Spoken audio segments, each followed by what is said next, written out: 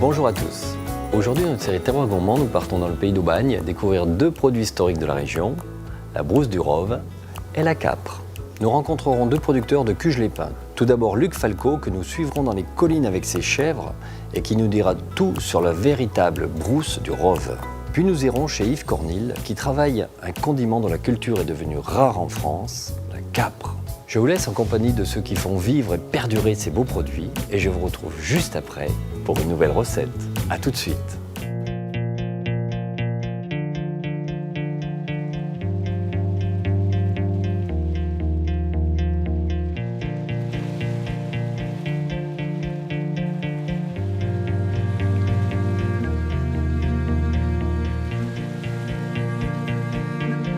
À quelques kilomètres de Marseille, à proximité de la mer, le pays d'Aubagne se situe en pleine Provence. Ce pays qui s'étend de l'étang de Berre jusqu'au bassin marseillais est principalement constitué de massifs et de plateaux rocailleux. Au climat chaud et sec, la garrigue s'étale majoritairement, laissant place à quelques pins et chênes. Bordée au nord par les chaînes montagneuses de l'Estac et celle de l'Étoile, cette région doit sa notoriété à Marcel Pagnol, qui y vécut toute son enfance.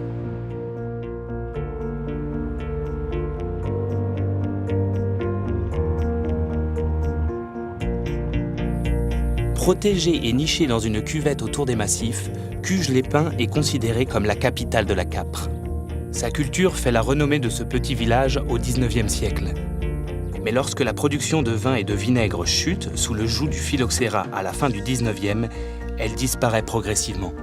Aujourd'hui, quelques irréductibles comme Yves et Monique Cornille font perdurer l'exploitation artisanale de ce condiment très local, de sa récolte à sa mise en bocal. Le pays d'Aubagne possède bien d'autres atouts gastronomiques. À quelques kilomètres de là, Luc Falco élève des chèvres pour la confection de la fameuse brousse du Rove. Lei brusso do Rove. C'est en langue provençale que les marchands proposaient autrefois ce fromage de chèvre dans les rues de Marseille.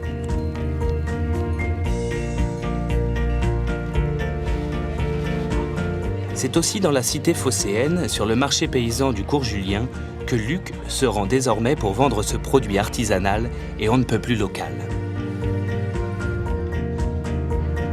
Nous sommes en plein centre-ville de Marseille, un quartier ancien, et c'est le plus ancien et le plus gros marché paysan de la région. Là, il n'y a que des producteurs locaux. L'avantage d'un marché producteur, c'est qu'il y a vraiment une toute autre ambiance. Comment vas-tu? Bien, et toi? Oui, ça va, merci. Bonjour. Les visiteurs de ce marché viennent surtout en habituer. La clientèle est aussi très particulière, hein. C'est des connaisseurs, des gens qui sont prêts à prendre du temps pour faire la queue, discuter entre eux, s'échanger des recettes. Il y a un aspect convivial aussi. 2,50 € s'il vous plaît. On fabrique deux produits principalement, les fromages de chèvre et les fameuses et très réputées brousses du Rove. Les vieux Marseillais ils connaissent les brousses du Rove, dès que tu parles. Avant, on le criait dans les rues, les femmes passaient dans les rues en criant « les brousses du Rove ». C'est du lait de chèvre broussé, égoutté et vendu dans des petits cônes. Et voilà, les fameuses brousses du Rove. C'est un petit goût fin, un petit goût de chèvre, un petit goût de cabre. Avec un peu de sucre ou un peu de confiture, un peu de crème, vous avez un dessert merveilleux. Il y a à peu près 50% de la production qui est vendue sur ce marché. Il y a des gens prudents qui les réservent semaine après semaine pour être sûr d'en avoir. C'est un produit qui est tellement réputé qu'il part très vite. Et voici deux brousses. Et voilà, merci beaucoup. Bonne semaine. Du côté du village de Cuges, Yves, aidé de son épouse, s'apprête à récolter ses fameuses capres. C'est sa tante qui lui donne ses premiers arbres, bien que le caprier pousse naturellement à l'état sauvage sur le pourtour méditerranéen. La capre, c'est la fleur d'un caprier. C'est un bouton de fleur qui sert comme condiment qu'on met dans le vinaigre et qui se mange, disons, à plusieurs plats. Ce sont des plants d'espinosa, c'est-à-dire c'est des tiges qui montent une feuille, un capre et une épine. Ça se répète tout le long de la tige. Quand on commence à cueillir, la plante a déjà 20 ou 30 cm, à partir de là, on a les premières capres qui arrivent. On cueille les capres, on en cueille, disons, 3 à 4 par tige. Et quand il fait chaud, la tige s'allonge, bien sûr. Et là, il ressort des capres à tout moment. Ils sortent des capres tout le long. Là, il n'y a pas de vent, en plus, c'est bien. Parce que là, il y a nos Mistral. Alors là, c'est encore une autre histoire pour le ramasser. La culture de la capre exige en effet des conditions climatiques bien précises. La capre, il faut un climat méditerranéen, c'est-à-dire chaud. Et en plus de ça, la capre n'aime pas le mistral ou le froid. Ce qui fait quand il fait mistral, ça empêche de pousser, la tige ne pousse plus. Donc, il n'y a pas de capre. Mais dès qu'il refait soleil, il est chaud, ça redémarre. On récolte à la main, une après l'autre, tout en faisant attention de ne pas casser le bout de la tige. Autrement, c'est foutu, il ne pousse plus, il n'y a plus de capres qui sortent. Mais pour récolter les capres, il faut avoir les deux mains libres. Et pour avoir les deux mains libres, nous avons ce genre de poche qu'on appelle, qu'on puisse mettre des capres dedans, qu'on appelle barjaquette. Alors en provençal, barjaquet, ça veut dire parler. C'est que puis les gens, quand ils cueillent, pour passer le temps, ils se parlent entre eux, de raconter des histoires du village ou de la vie. C'est bon? On déménage de là? Récolter manuellement est ainsi l'unique méthode. À 82 ans, Yves continue principalement pour son plaisir. Ça devient très cher à cueillir. Moi, j'en ai fait pour, disons, ma consommation personnelle. Il y a des amis à qui viennent m'en prendre, m'en acheter. Mais je n'en fais pas une grosse quantité. J'ai une vingtaine de capris, c'est tout. Tu me dis, si tu vois que ça déborde, t'es encore un peu aplati. Je vais faire 1,3 kg, comme ça, on se rappellera pour le poids.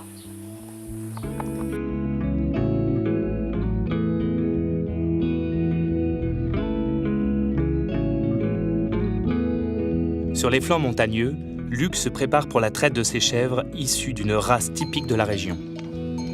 Voilà la fameuse chèvre du Rove. Donc là, en l'occurrence, c'est une chèvre qui a un peu d'âge, puisqu'elle a une dizaine d'années là. C'est presque des chamois, ces chèvres, hein. Ça escalade de partout. C'est la seule qui est capable de se nourrir en autonomie alimentaire sur nos collines méditerranéennes. Elle a 2600 ans de présence en Provence. Et 2600 ans, c'est la création de Marseille. Maintenant, on va pouvoir les rentrer pour les traire. Allez!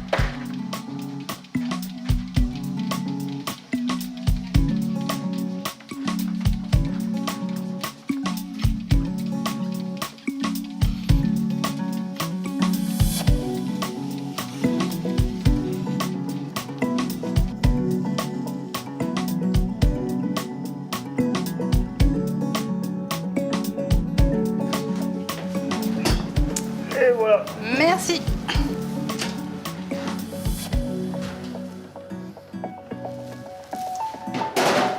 Voilà le lait de ce matin que je vais filtrer.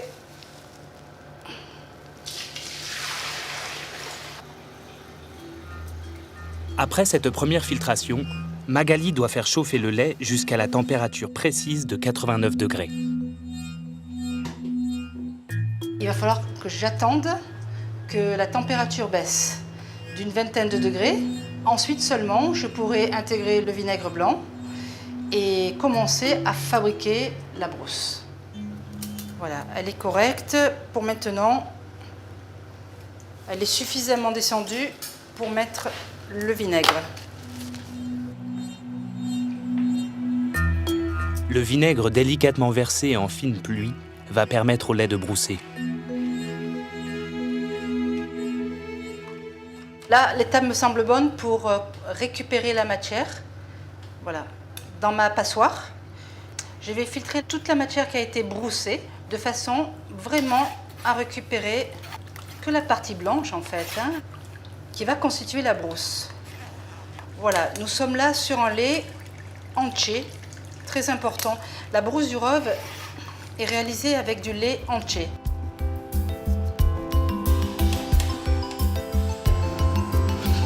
Magali reçoit la visite de Raoul Michel, représentant local du mouvement international Slow Food. Cet organisme, soucieux de défendre les produits de terroir, cherche ainsi à leur faire obtenir un label qualité. Et coucou Raoul. Salut Magali, ça va? Oui. Ça va? Alors, comment le son en ce moment?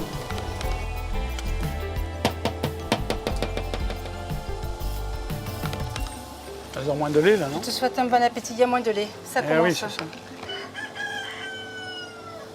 On défend des produits qu'on appelle des produits sentinelles, qui sont des produits qui risquent de disparaître. Et on défend à la fois le produit, pour son goût, pour sa qualité. Il y a une devise de Slow Food qui est le bon, le propre et le juste. Alors le bon, c'est pourquoi, les qualités organoleptiques. Le propre, défense de l'environnement, moins de pesticides, ou pas du tout, ce qui est encore mieux. Et le juste, c'est la juste rémunération des producteurs pour le métier qu'ils font. Est-ce qu'elle était à ton goût? Encore bon, hein? Elle est nature. Ouais. Tu l'accompagnes avec quoi, toi? Coulis de framboise, ça c'est chez Mignon. Le cas typique de la région, c'est la brosse du Rove, qui est maintenant un produit sentinelle depuis 10 ans pratiquement. On a aidé les producteurs à essayer d'avoir l'AOC, qui est quelque chose de très important pour éviter les contrefaçons. Parce qu'il y avait des gens qui s'engouffraient dans le terme brousse du Rove, qui est connu à Marseille, qui faisaient des produits qui n'étaient pas de bonne qualité, puisqu'ils allaient même jusqu'à prendre du lait de vache pour faire ça, alors que c'est absolument répréhensible. Et donc ça permettra, on l'espère, d'obtenir l'AOC. À bientôt. Salut. Allez.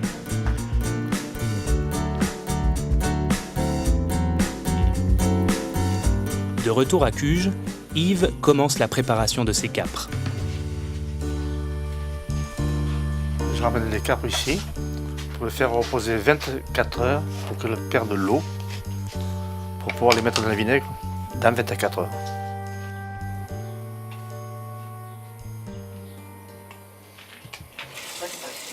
Je mets mon vinaigre pour que la capre qui a flétri absorbe le vinaigre pour donner le bon goût et ça fait un peu cuire la capre dans le vinaigre. Les capres, il faut qu'ils soient cuites, un peu comme les condiments. Pour faire macérer les capres, il faut au moins 3 à 4 mois, c'est-à-dire en principe nous les sortons disons à Noël pour pouvoir les vendre dans l'année suivante. 3-4 mois on les met dans les bocaux et on remplace le vinaigre ancien par de nouveau.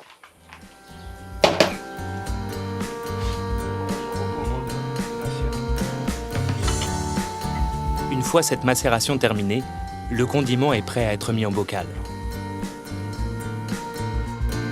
Accompagné de son épouse, Yves réalise un testing gustatif entre ses capres traditionnelles et celles trouvées dans le commerce afin d'en relever les principales différences. Voilà.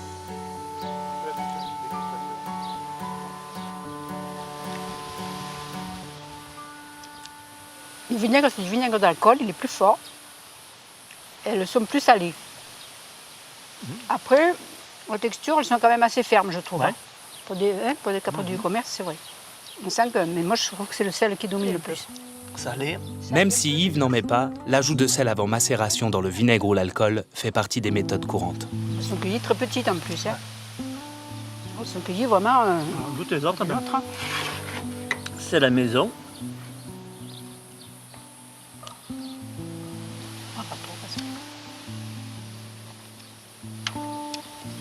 Ça n'a pas le même goût. Là, on sent bien le vinaigre. Là, on sent que le vinaigre, c'est pas du tout le même. Et puis, il n'y a pas le goût du sel comme là. Voilà. Puis la chair, c'est pas la même. Oui. Là, on sent mieux le vinaigre par rapport à celle-là. Donc le sel, je crois qu'il couvre encore même cet genre de vinaigre un peu plus acide que celle-là. Et oui, ça fait toute la différence parce que le vinaigre d'alcool, elles sont beaucoup plus fortes. Elles le ramollissent, je pense, plus vite parce que ça les brûle un peu, si vous voulez. Et que le vinaigre de vin, c'est plus doux, c'est plus naturel. Parce que quand ils disent vinaigre d'alcool, il y a un peu tout là-dedans qui se met. Et c'est pour ça qu'elles restent plus fermes et que, d'après nous, elles ont meilleur goût. Voilà. Fort de son savoir-faire, Yves aime transmettre ses techniques. Anne Jean-Jean fait partie de ces agriculteurs qui cherchent à se diversifier tout en respectant les méthodes appropriées. Comment on va? Ça va très bien. Et vous? Ça va? Très bien. Vous venez pour Je viens pour faire le point, parce que j'ai planté les boutures que vous m'avez données Oui. au mois de mars. Oui. Et puis là, il y en a pas mal, elles ont quasiment toutes repris, donc ça, je suis contente, c'est bien. Je pense que le printemps a été favorable, la météo a été favorable cette année. Pour l'arrosage, déjà, qu'est-ce que vous pensez qu'il faut que je fasse? Que je les arrose tous les... Pour les combien boutures, oui, pour les boutures, vous arrosez un peu, une fois par semaine, mais juste un peu, pas trop. Un demi-litre d'eau, quoi. Un demi-litre d'eau pour obtenir un peu la fraîcheur à la racine. Depuis 6 ans, je produis du safran sur un terrain sur la commune de Cluj. Le but, c'est de se développer sur d'autres productions, d'autres produits, d'autres cultures. Donc la capre, comme je sais que c'est une culture qui s'est faite depuis la nuit des temps sur la commune, je savais que ça serait une culture qui marcherait parce qu'elle est adaptée au terroir et au climat, à la région, et qu'on avait un produit de très grande qualité puisque la capre était exportée dans toute l'Europe et que Cluj était le premier producteur de capre national. Je ne vais peut-être pas arriver à récolter cette année, mais peut-être que petit bocal au mieux. Vous voyez, vous allez cueillir ça, là, moi je trouve que c'est pas rentable. Ça, là, Trop petit. c'est trop petit. Leur rencontre s'est faite par le biais de la Chambre d'agriculture locale. Moi, j'estime- Monsieur Cormilly avait vraiment le souhait de transmettre son savoir-faire et ses connaissances sur la capre, puisque c'est à ma connaissance, un des derniers qui fait de la capre de façon un peu importante en quantité sur la commune et qui s'y est intéressé depuis des années. Voilà. Ça, c'est les capres que vous avez ramassées hier. Ce matin, Ce matin. ces capres-là, on les garde, disons, je les mets dans la maison au frais, à l'ombre, Ouais. et il faut qu'ils flétrissent, Oui. qu'ils perdent l'eau. Combien? 24 heures? 24 heures, même 48 heures, on peut les laisser. Dans l'eau, c'est la base de tout.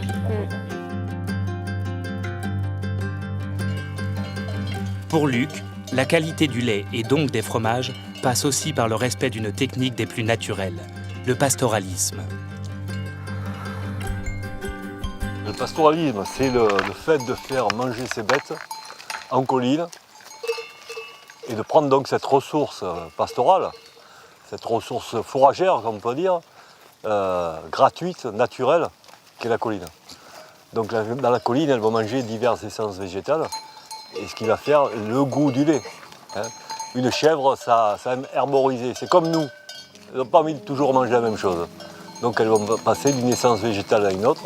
Mon rôle, c'est de les amener à des endroits tels que ça assure cette diversité alimentaire. 365 jours par an, le troupeau est alimenté de cette façon-là. Il y a l'aspect environnemental. Il faut savoir que nos terrains ont tendance à se refermer, que la surface boisée, malgré la pression foncière, est en augmentation, que plus personne n'a réellement les moyens d'entretenir la colline. Et heureusement qu'il y a des troupeaux comme le nôtre pour l'entretenir, parce que autrement, ce sont des milieux qui se referment totalement. Il y a l'aspect renforcement de la biodiversité, puisqu'elles vont manger les espèces dominantes, permettre au soleil de pénétrer. Et le soleil pénétrant, il y a une diversité végétale qui se produit. Et qui dit biodiversité végétale, dit rapidement biodiversité animale. Outre ses nombreux intérêts, le pastoralisme se montre très efficace pour la prévention d'incendies dans cette région hautement exposée.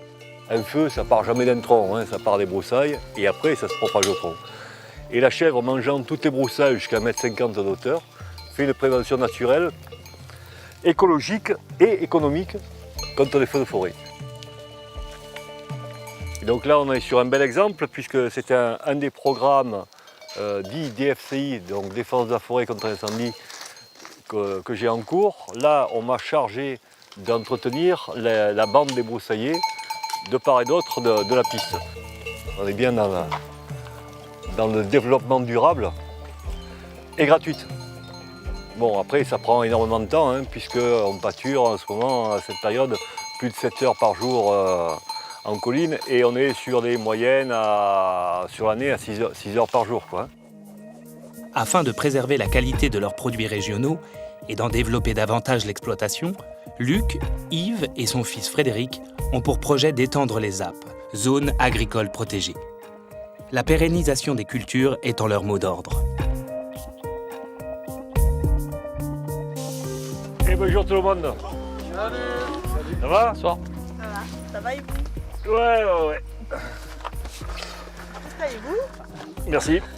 Alors, comme vous le savez, Une ZAP, zone agricole protégée, donc est en cours de création. Et l'enquête publique va démarrer le 19 juin. Donc voilà, on est réunis aussi ce jour pour donner l'avis de l'association lors de l'enquête publique. Au vu de l'avancée de l'urbanisation sur les terres agricoles de la commune de Cuges, il a été imposé la création d'une ZAP. Une ZAP, c'est une zone agricole protégée et qui va permettre de sanctuariser ces terres dans la destination de faire de l'agriculture et surtout de l'agriculture de production. Parce que la dernière grosse production agricole sur Cuges, c'était de la monoculture intensive au niveau de la vigne, qui n'a pas survécu à la dernière crise vinicole des années 70. On a eu une double peine, on a eu une fin de génération, c'est-à-dire une génération qui n'a pas été remplacée, et on a eu également une chute des ventes du gros rouge, on va l'appeler comme ça, qui a fait que petit à petit, de 360 hectares, on est passé à aujourd'hui une quarantaine d'hectares. Et on cherche à retrouver des anciennes cultures pour se diversifier au niveau des productions sur Cuges, à relancer des cultures historiques. Le safran, la capre et d'autres cultures. Ici, c'est la fameuse zone où on a essayé de se battre pour la réintégrer en zone agricole. Moi, je pense qu'on peut quand même un peu essayer. Voilà. La ZAP, le gros problème, c'est ce qu'on appelle le parcellaire cugeois, qui est les parcelles sont de taille relativement modeste et très morcelées. Il faut arriver à avoir une maîtrise sur le foncier, c'est-à-dire on a des gens qui ne veulent pas se séparer du foncier parce qu'il y a la pression, on dirait ce qu'on appelle ici la rétention foncière, puisque un mètre carré de terre agricole, ça varie entre 2 et 5 euros, et un terrain de mètre carré à construire, ça vaut entre 150 et 200 euros. Tout le monde aura compris où est l'enjeu. Défendre à tout prix ces techniques de culture ancestrale contribue aussi à faire connaître plus largement les productions locales. Cet ambitieux projet montre surtout la détermination de Luc et Yves à pérenniser des savoir-faire et à laisser les plus que jamais à cette région riche en patrimoines divers et variés.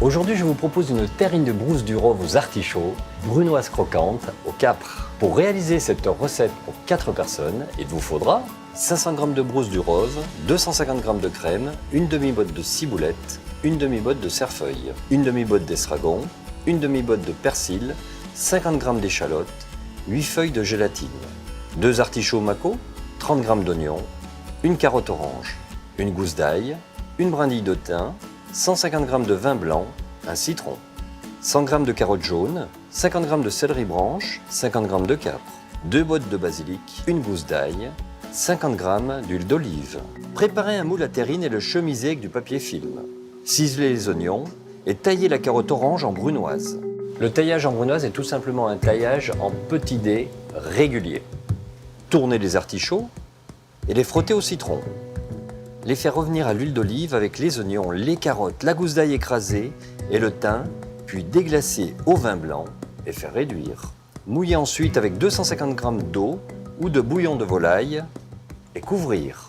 Attention, la cuisson doit être rapide, quelques minutes, pas plus. Au terme de la cuisson, laissez refroidir les artichauts, réservez le jus à température ambiante, puis les tailler en dés d'environ 3 mm. Ciselez la ciboulette, le cerfeuil, l'estragon et le persil, ainsi que les échalotes. Les mélangez à la brousse du Rove dans un cul de poule. Ajoutez ensuite les artichauts coupés en dés, salés et poivrés. Battre la crème au fouet. Passez le jus de cuisson des artichauts au chinois. Faire ramollir les feuilles de gélatine dans de l'eau froide, puis dans le jus de cuisson des artichauts. Versez le jus dans le mélange de brousse, puis incorporez immédiatement et délicatement la crème fouettée. Moulez dans le moule à terrine et refermez le film. Réservez au frais. Coupez les carottes jaunes et le céleri en fines brunoises, ajoutez les capres et réservez. Si vous utilisez des capres au sel, tout simplement rincez-les légèrement à l'eau froide. Faire bouillir de l'eau salée, puis cuire 4 minutes le basilic équeuté. Réservez l'eau de cuisson à froid. Blanchir l'ail 3 fois, puis la réserver. Cela va rendre l'ail plus digeste et surtout on va avoir le côté rond de l'ail. sans avoir l'agressivité. On aura vraiment le côté fruité dans un robot. Mixez le basilic avec l'eau de cuisson et l'ail blanchi. Montez doucement à l'huile d'olive, puis réservez au frais. Coupez la terrine en tranches et répartir la brunoise tout autour. Ajoutez quelques gouttes de pistou et servir accompagné de toast grillé. Je vous souhaite une excellente dégustation et je vous dis à très bientôt.